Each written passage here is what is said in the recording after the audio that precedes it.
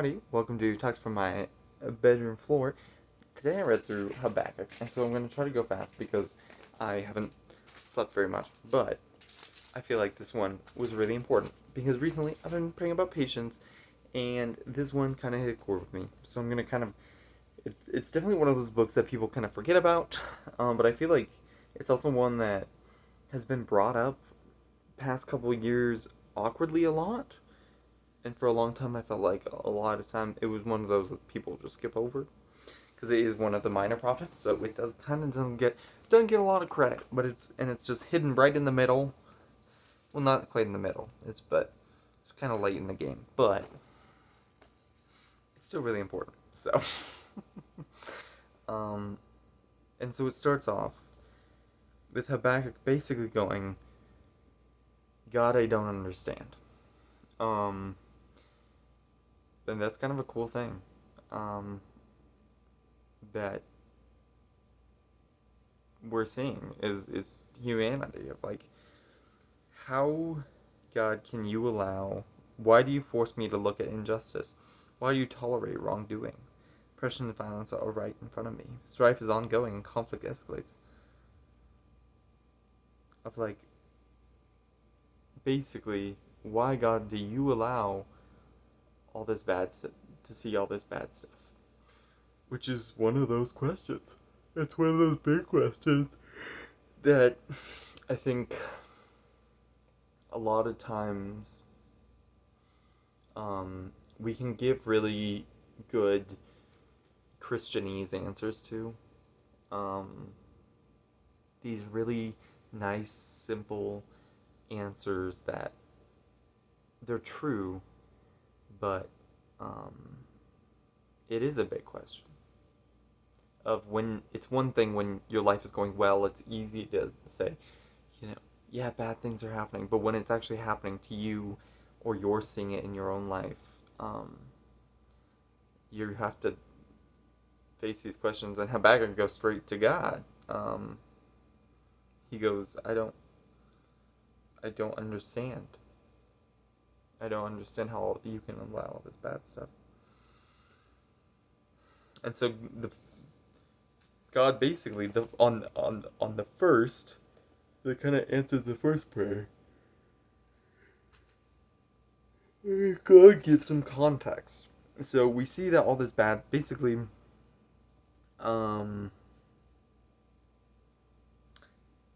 so the northern kingdom of Israel, and this is what my Bible says, northern kingdom of Israel has been destroyed by Assyria. And Judah is still standing in the south. Judah's, because they're split, right? But Babylon is on the horizon. So there's all these people who are just decimating the Israelites and doing absolutely awful atrocities to them, just taking all their land, taking all their food, their money, their lives, doing whatever they want. And the Israelites are just falling victim, and there's nothing they can do. And God goes, look at the nations and observe, be utterly astounded. For I'm doing something in your days that you will not believe when you hear about it.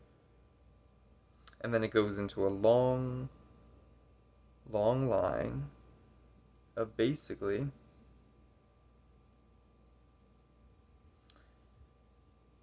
yeah. this is a powerful enemy who is going to sweep through here. And they're going to destroy everything. They're going to be violent and destroy, and there's a lot of bad things that they're going to do. God doesn't like it. It's not justified, but it is what will happen.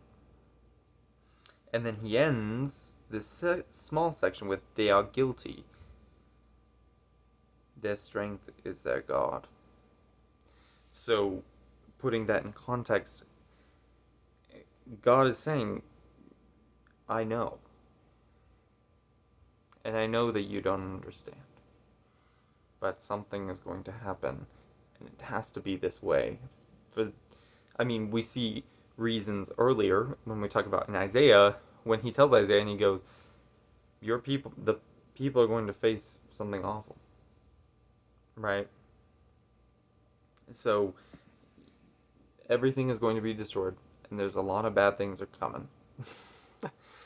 I don't know if Isaiah. I don't remember if Isaiah goes straight into it. I know with Jeremiah talks about it a lot of in Lamentations and Ezekiel, and like basically all this bad stuff is coming. So he comes to Isaiah and is like, yeah, bad stuff's coming. And Habakkuk's like, bad stuff has already happened, and now it's gonna get worse. But God says they're guilty. He goes, there's going to be payment for this. There is justice. And so Habakkuk prays again. And I mean, I think that, I mean, Habakkuk is such a poet in these prayers.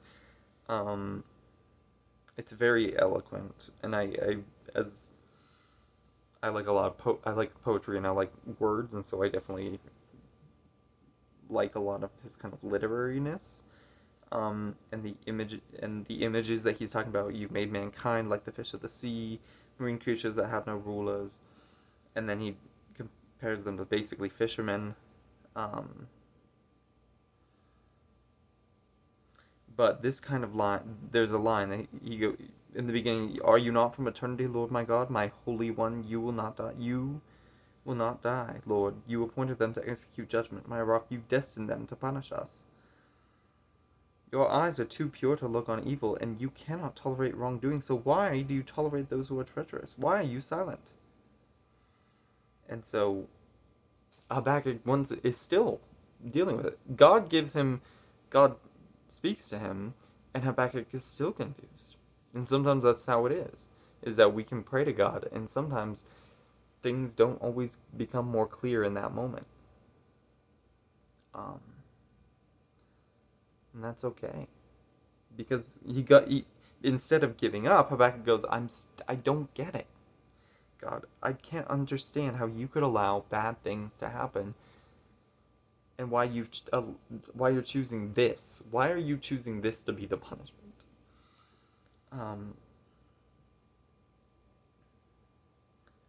They're just going to basically they're destroying us, and how can you allow this?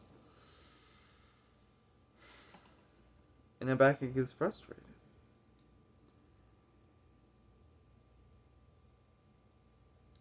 But then we go into and that's how it ends. And so chapter 2, we see Habakkuk has a little bit, but Habakkuk shows an important part of his faith, and he says, I will stand in my guard post and station myself on the lookout tower, watch to see what he will say to me, and what I should reply about my complaint. So Habakkuk is going to continue to wait for God to answer him. He knows that God will, but he has to wait for it. And then God goes, I'm going to tell you something. Here's the thing. You're going to have to wait. So Habakkuk waits for God to tell him, you're going to have to wait again. And that's a hard thing to do. Because we want things and we want them now. And God says, though it delays, wait for it, since it will certainly come and not be late. It's going to happen at the right time, but it's not going to happen at your time. And that's kind of what I've been needing encouragement on recently, which is like, I like things now. And I become stir crazy, and that's kind of one of those things, that God is not late. It may not be on my time, but that doesn't make it late. It just means it's not on my time. Basically, God goes into the fact that this nation it's going to keep growing. They're going to become, they're obsessed. Their own, look, his ego's inflated. He's without integrity. This is talking about the nations, the evil in terms of bigger context, whether it's the nation itself or whether God is talking about even on a bigger scale, and we're talking about sin. But the righteous one will live by his faith. More of a wine betrays an arrogant man is never at rest. So he has this little piece, goes into basically, if you think that you're big and mighty, you're going to keep thinking you're big and mighty, and it's going to consume you. It's going to be obsession, and it will never be enough, and you will never be satisfied. You are always going to keep wanting more and more and more, and you will continue to drive yourself mad. Like death itself, which is a crazy way to describe it. Then we have 5 oracles. So God is going, bad stuff is going to happen. Just wait. Woe to these types. Woe to these types. These types of people. These nations. Woe to those take up taunt against him with mockery and riddles about him. They will say, so, woe to him who amasses what is not his. How much longer a load, and loads himself with goods taken in pledge. So basically, then you become spoil for them. Since you plundered many nations, all the people who remain will plunder you. Basically, you're going to get what you paid for. You stole from other people. You took what was not yours, and you decided it's going to be mine anyway. And because of that, they're going to take it back from you, and you're going to get brought down. Same thing with, and then a similar thing happens. Woe to him who dishonestly makes wealth for his house, to place his nest on high to escape the grasp of disaster. And basically, sinning against your own self, stones will cry out from the wall. Even your home that you build. So you put yourself in this ivory tower after you've taken from other people in a wrong way. You've stolen from them. You've taken what wasn't yours. And then you take what isn't yours, and then you put yourself in this position that you feel like you're impenetrable. Like you're above it all. And guess what? Your house itself will crumble. What you've built will fall in on itself. And I love that piece of where it's like the walls and rafters will cry out. So basically everything will crumble that you built. And then it goes to, woe to him who builds a city with bloodshed and found on a town with injustice. Once again, introduced to, you've created this destruction and you've destroyed people's lives and killed people. And not only that, it is not from the Lord of armies that the peoples labor only to fuel the fire. The countries exhaust themselves for nothing, for the earth will be filled with knowledge of the Lord's glory as the water covers the sea. So they're building that idea of building with, I didn't even notice that when I read it. The people labor only to fuel the fire, and then he says it's going to be doused by water. Basically, all this work that you're doing by complete destruction and killing of people and this war and fighting and what you think is going to create fuel, what you think is going to create this opportunity, this strength, this hard work forcing other people to do is going to be for nothing. It will be put out. What you have worked for, what you haven't worked for, what you thought would work for you will be completely snuffed out. And then this part is kind of weird. Woe to him who gives his neighbors drink, pouring out your wrath, with even making them drunk in order to look at their nakedness. So we talk about nakedness in the Bible, and a lot of times it's talking about shame. It says uncircumcision. So basically talking about like when you're naked, you're exposed. And so all your problems are exposed. They live in a shame culture, so dishonor, it connects with, the job opportunities, the people you can interact with, whole bunch of stuff. Like, you can't come back after that kind of stuff a lot of the time, like you're exiled. And so basically, after you manipulate people into basically being destroyed, so that you have the upper hand, so that you can see all their flaws and all their problems, and then you can just grill into them and make them so low that they can't come up. Um, and it says, you also drink and expose your uncircumcision. So it goes, guess what? That you may try to get other people to, but in that, you're going to be completely exposed in your own problems. It's going to come to light. And the cup in the Lord's right hand will come around you, and utter disgrace will cover your glory. So everything that you've created, this evil basically has bred, will be completely shattered and completely covered. It'll be completely destroyed. All that power that you thought you had, guess what? You're not gonna have. They're not gonna have it. And then, to the point where it will overwhelm you. And then what use is a carved idol after his craftsman carves it? So then, also going into, and yet you put your faith into something that's fake, that has no meaning. And then when you come back to it, when you're pleading to it, you're grasping at whatever you can believe in that isn't God, they are going to fall. But the Lord in his holy temple, let the whole earth be silent in his presence. So at the end of it all, so after all this stuff, basically, they're going to be there's a reason why God is allowing them to go up so high, because eventually it's all going to come crashing down. He doesn't get in this. God doesn't give the answer of exactly why. I mean, actually, we learn in Isaiah the reason why is because he says that the Israelites have to learn that they're going to be under the control for doing the same thing. That they caused a problem, that the people were unfaithful to God, that they had pushed God so far away, and they tried to gain so much of by their own power, that they had completely pushed away God, and as a result, they were going to pay penance as a result.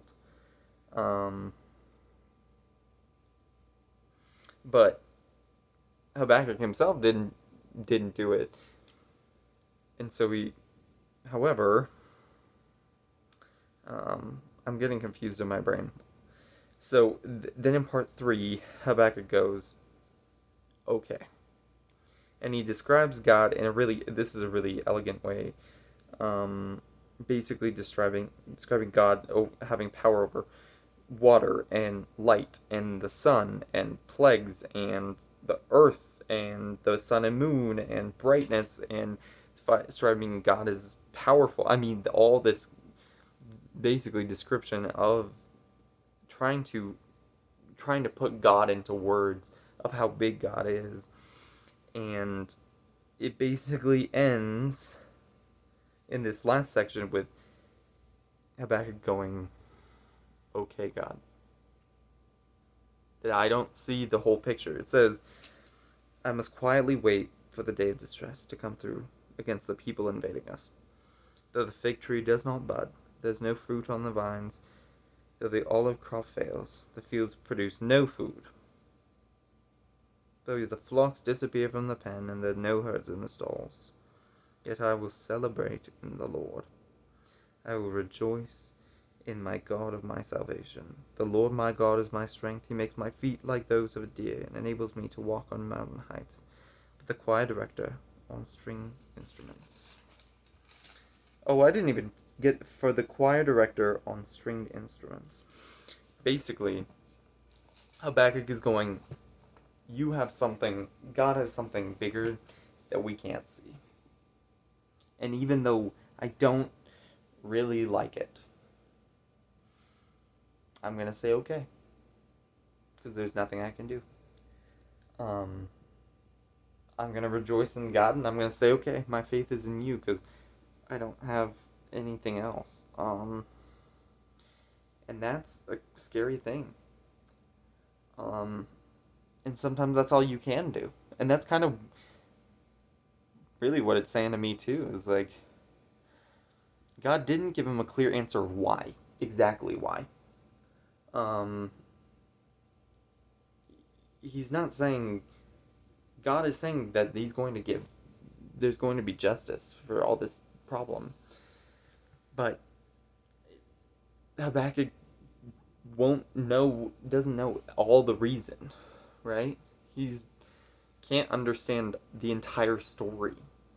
We as humans can't see every side of every story and how every story fits together, right? Think about this, almost the 7.2 or whatever billion people in the world. We don't know how all those stories are fitting together to function and make our world like if you think about each person's story in the context of time, like think about how many millions, billions of people have existed over human history and how all of them together, woven together, even the ones that are currently being written and ending, all are happening at this right now. Even our own. And like we can't possibly fathom the inner workings of the relationships and the stories and how different people grow and affect other people's stories and how like we can't possibly understand this. So what kind of Habakkuk comes to understand is I don't know everything and I can't see it. I can't see the fruit. I don't know. I sometimes you don't see, especially at this moment or for a long, long, long time, that it's going to come back. It's just going to look like a dead field. And we go, okay, this is what I see. Doesn't mean God isn't doing something, though. It just means that I don't see it yet. And I don't know what the point of this pain is. I don't know what the point of this destruction is. I don't know what the point of this difficulty is. I don't know what the point of waiting is. But I'm going to do it anyway. I'm going to keep coming back to God and I'm going to keep asking Him and I'm going to keep coming back over and over again because I'm not giving up on God. I don't know what God's doing. I don't understand it all. But there has to be a reason for it. And I think that that's something very powerful. Is the idea of I'm going to keep waiting. I'm going to keep coming to God. I'm going to keep choosing God. And I'm going to keep going, okay, God, what the heck is going on here? And I think that that's a really cool aspect. And understanding that God is going to deliver justice, because He does. God does deliver justice in the end. It's just Habakkuk is not the prophet who sees that happen, right? We have a whole lot of time before we see, a change. But I don't know if Habakkuk sees it. I'm not a history person. I don't know. But I think that that's such a huge thing. Is like sometimes we just wait and we go, okay. I don't know what the point of this is. But it is one of those big questions. Like, why do we have to experience this suffering? Why do we have to see all this play? Like, God, you're in control. Why are you allowing this? And sometimes we don't get to know. There's so much more that we don't get to see, and sometimes we don't get to know. There is a reason, and future generations will get to see it, and we get to see that it got to be this transformation moment for the Israelites and for people to come back to God, and prepare the way for Jesus, right? But we don't always know, right? We don't know. Think about like the people who came before us in our lives. All of them, all the people in your family line of generation after generation came before you, partially, part of their purpose was so that you could be born. Which is a crazy way to think. It's crazy to think that part of people's purpose is for the future generations afterwards to be there. And I don't know, that's just a huge thing. But they'll never get to see. They don't see it, right? My great great great great great great great great great grandparents never would have been like, yeah, this is. They're never gonna. Didn't get to see what I look like or talk like, right? Well, at least not like directly. Maybe in heaven they do. I don't know. But yeah, I think that's just a cool thing. But it is one of those cool books, I think, of like books of the Bible where you have people who go, God, I don't know, and going, I'm struggling with it, knowing that like this prophet here, he was dealing with the same thing I am of like having big questions, and sometimes you go, sometimes they're just things that you don't get to know about yet, and can I be okay with that? It also coming to God with those questions and saying, I'm going to come to God in prayer over and over again because I just don't get it. And we see that Habakkuk has a change of heart in a little bit, in a little way. Like he's frustrated, but he goes, okay, God, I see what you're doing. You're doing something, so I'm going to trust you, and I'm going to have that be the comfort. And allowing God to be that comfort. And it may not make a lot of sense, and sometimes it may not be the answer you want, but that's okay. Like, God understands that, like, you're going to have questions, and you're going to have feelings that you don't understand, and it's going to take time. God's got time. God's got infinite time. God is willing to wait. Are we willing to wait? And that's a big thing. Are we willing to wait for God to do what he's going to do and set things right? That's kind of the whole point of our life. Part of the point of our lives is, are we willing to wait, make it to the end? You know, Paul talks about it. It's like, finish the race, right? Or is that in John? I don't remember, but it's either John or it's Paul, and one of them is like, don't. I think it's John. Now that I think about it, and he goes, don't. Maybe it was Paul. I don't know. Like, don't finish this race. Like, don't start the race and give up, or don't start the race and go all this way just to turn back at the end of your life. It's like, you waited this long. Keep coming to God. I think that's a really cool thing.